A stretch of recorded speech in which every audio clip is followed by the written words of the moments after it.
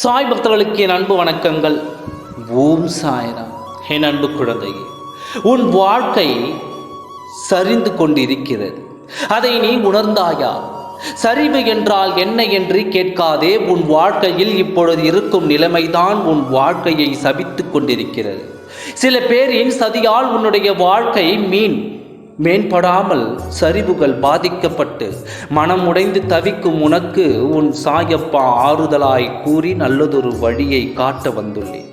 நினைத்த காரியங்களும் நடக்காமல், எடுத்த காரியங்களும் தடைப்பட்டு நின்று இல்லத்தில் நிம்மதிகளை இழந்து மகிழ்ச்சியில் இல்லாமல் உறவுகளிடையே சண்டையிட்டு இப்பொழுது ஒருவர் முகத்தை பார்த்தால் ஒருவருக்கு பிடிக்காத நிலையும் உருவாகிற்று. இந்த நிலை இப்படியே தொலைந்தால் குடும்பத்தில் நிம்மதிகள் தொலைந்துவிடும். இந்த நிலை உனக்கு நீடிக்க கூடாது என்று தான் நான் உன்னை தேடி வந்தேன்.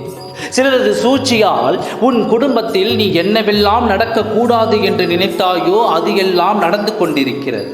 எதுவெல்லாம் வரக்கூடாது என்று நினைத்தாயோ அதையெல்லாம் அனுபவித்துக் கொண்டிருக்கின்றாய். நல்லதொரு வாழ்க்கை இதற்கு பின்னால் வருகிறது என்று நிம்மதியாக இரு. உன் அப்பா ஒரு கதவை அடைத்தால் மறு கதவை திறந்து வைத்துக் கொண்டே தான் இருப்பேன். உன் அப்பா இருக்கும் வரை உன் வாழ்க்கையை சரிந்துவிட விடமாட்டேன்.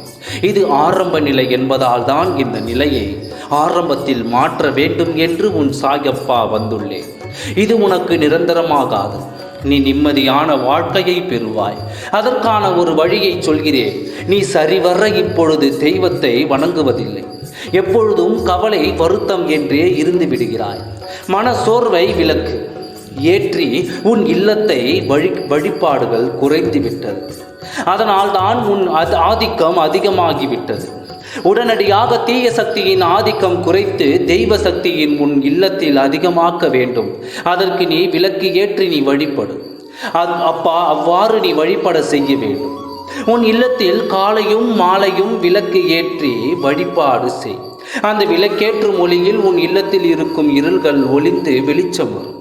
உன் குலதெய்வ வழிபாட்டையும் நிறுத்தாமல் செய்து கொண்டே இரு. மனசோர்வு வந்து விட வேண்டும். வாழ்க்கையில் எதுவும் நிரந்தரமில்லை என்று இருக்கும் பொழுது இந்த கஷ்டங்கள் உனக்கு நிரந்தரம் அல்ல. அங்கிருந்து எழுந்திடு. கவலைப்படுவதை நிறுத்திவிட்டு உன் கடமையை செய். நல்லதொரு வழிகளை நான் செய்கிறேன். நிம்மதியாக இரு. நல்லதே நடக்கும். ஓம் சாய்ராம். நன்றி, வணக்கம்.